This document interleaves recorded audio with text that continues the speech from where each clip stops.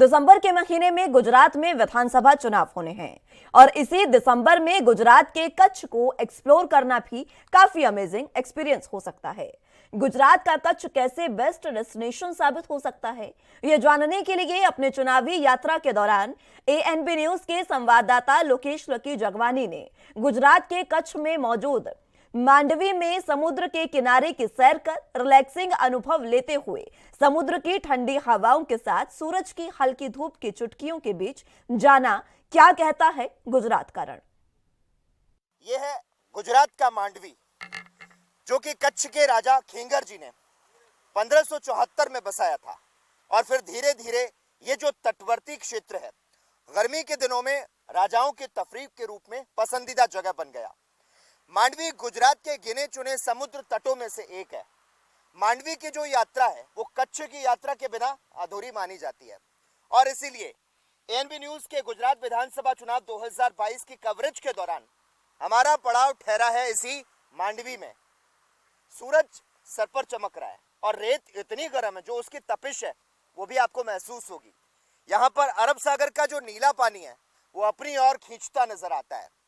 शांत और साफ सुथरे समुद्र तटों के लिए मशहूर मांडवी में फ्लेमिंगो जैसे जो प्रवासी पक्षी हैं वो भी अपनी यात्रा के बीच में यहीं पर ठहरते हैं। कुछ जो सैलानी हैं वो यहाँ पर नहाने और ऊंट की सवारी का लुत्फ उठाते नजर आते हैं। इस शहर में यहाँ पर अगर आप ब्रिटिश कब्रिस्तान को देखेंगे तो आपको लगेगा कि अंग्रेजों के लिए भी मांडवी जो है वो कम नहीं था। और हाँ, अगर आप मांडवी में हैं तो यहाँ की मशहूर डबल रोटी का जो स्वाद है उसे लेना ना भूलें। यहाँ की लैंग्वेज में उसको दाबेली कहा जाता है।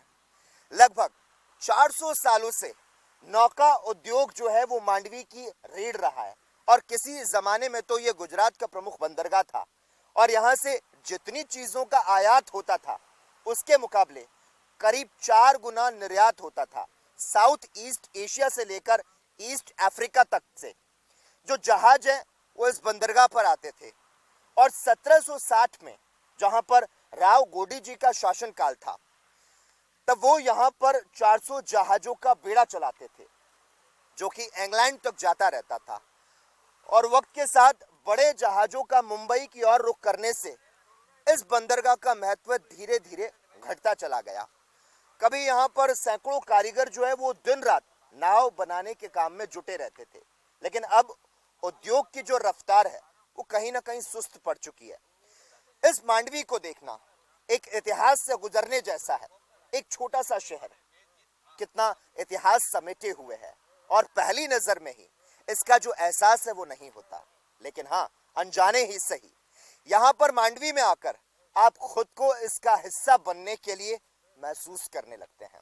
अगली बार जब भी यहाँ पर होगा आना तो चांदनी रात में समुद्र की लहरों के संगीत के बीच किसी खास अपने के साथ कैंपेन जरूर किया जाएगा। Goodbye and take care. Camera person Sandeep Singh के साथ लकी जगवानी, एएनबी न्यूज, मांडवी, गुजरात।